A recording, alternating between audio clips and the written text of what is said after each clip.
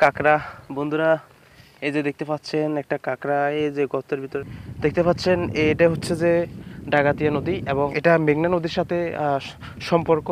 এর যে গড়টি দেখতে পাচ্ছেন, এই গড়টিও এখানে এই জোয়ারের পানের কারণে এটা তলিয়ে যায়। নোয়াখালীর চর পার্বতী থেকে শুভেচ্ছা জানাচ্ছি, আমি আব্দুল্লাল মামুন। বন্ধুরা, আজকে আপনাদেরকে নিয়ে যাব এই দুর্গম চরের মানুষের জীবন এবং এখানকার নদী বাঙ্গনের যে একটা অবস্থা, সকল বিষয়গুলো তুলে ধরবো আপনাদের কাছে।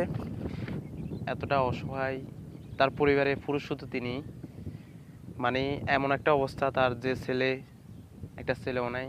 তিনি অনেক কষ্ট করে জীবন সংগ্রাম একেবারে শেষ বয়সে পার করে দিচ্ছেন। যখন জোয়ার আসে ঠিক তখন এগুলো অনেকটা প্লাবিত হয়ে যায় এবং এগুলা অনেকটাই পানিতে তলিয়ে যায়, যার কারণে এখানে আসতে মানুষ যাতায়াত করতে খুব কষ্ট হয়। এই যে দেখতে পাচ্ছেন সেই জোয়ারের কতটুকু ভয়াবহতা সেটা দেখতে পাচ্ছেন। ওই যে মসজিদটি দেখতে পাচ্ছেন, ঠিক এই মসজিদটি পাশে কিন্তু প্রবল জোয়ারের কারণে এখানে এই জায়গাগুলো ভেঙে যায় এবং প্রচুর পরিমাণে বাতাস বন্ধুরা। আর পাশে যে জিনিসটা আপনাদেরকে দেখাইবো সেটা হচ্ছে যে এই যে নদীটি কতটুকু ভাঙছে দেখেন, মানে বাঙ্গনের একটা অবস্থা সেটা আপনারা দেখতে পাচ্ছেন। এই যে বাঙ্গনের একটা অবস্থা একেবারে নিচে, এখন হচ্ছে ভাটা চলছে, যার কারণে এখানে এই নদীটি এখন একেবারে পানির নিচে চলে যায়। এখানে এই বাড়িঘরগুলো অবস্থা খুবই ভয়াবহ। আর আমরা এখন একেবারে চরের মাঝখানে আছি। এই যে দেখতে পাচ্ছেন এই যে একটা বাড়ি, ঠিক এই বাড়িটিও চরের মাঝখানে।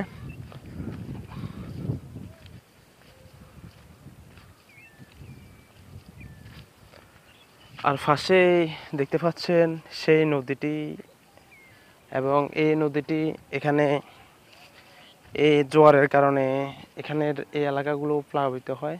দেখছি। কি নাম আপনার? আপনার সাইদুল হক। বন্ধুরা, সাইদুল হক ভাই একেবারে শেষ বয়সেও এখনো মাশাআল্লাহ মানে এখনো সক্ষম আছে। তিনি হেঁটে এবং তিনি তার পরিবারকে কতটুকু সুন্দরে রাখা যায় তিনি ওই চিন্তা ভাবনা করছেন।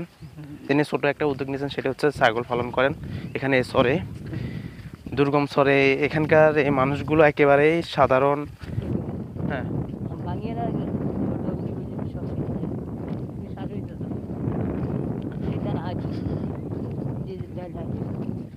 এখন তো কিছু হয় না, শুধু ঠিক আছে, তারা তো মনে চলে গেছে না। দেখলাম বিকেল বেলা নাই কখন এখানে ফুরি যায়, মানে পানি, জোয়ারের পানি।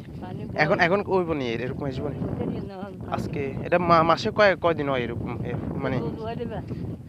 আর এই যে জমিগুলো দেখতে পাচ্ছেন, এই জমিতে এক সময় আবাদ হতো এবং যার কারণে এখানে ধান এবং বিভিন্ন সবজি আবাদ হতো। কিন্তু এই ছড়ে ছোট ছোট বাবুরা তারা খেলাধুলা করতেছে এবং তারা খেলাধুলা শেষ করে বাড়ি ফিরছে। বিকেলবেলায় তাদের এই খেলাগুলোর দৃশ্য ছোটকালের কথা মনে করিয়ে দেয়।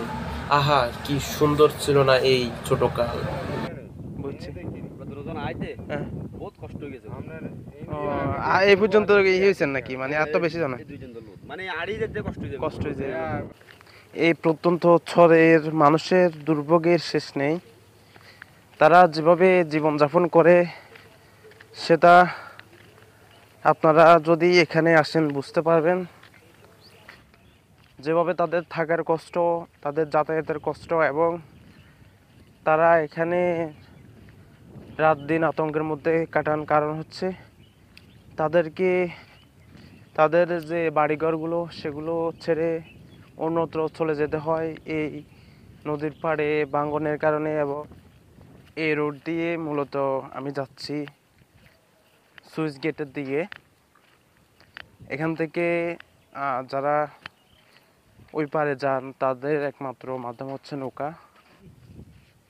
এটার একেবারে শেষ পর্যন্ত তো গেছিল, মানে হ্যাঁ সেদিন দেখেছিল বান্ধব টান্ধব রয়েছে আমার স্যান্ডল বান্ধনে রয়েছে আমরা চরের ভিতরে যাচ্ছি এবং এই চরের মানুষের দুঃখ কষ্টের গল্প হয়তো এর আগে এতটা গভীর করে জানা নেই, আমি যেভাবে আপনাদেরকে দেখাচ্ছি। এখন এই রোডটা ছেড়ে এখন আমরা ছোট্ট একটা রোডে দিয়ে যাচ্ছি সামনের দিকে, এবং এই সামনের দিকে গেলে বুঝতে পারবো যে এখানে হাঁটা যাওয়া অনেক কষ্টকর, এবং এখানে যাওয়াটা হচ্ছে যে একটা চ্যালেঞ্জের বিষয়।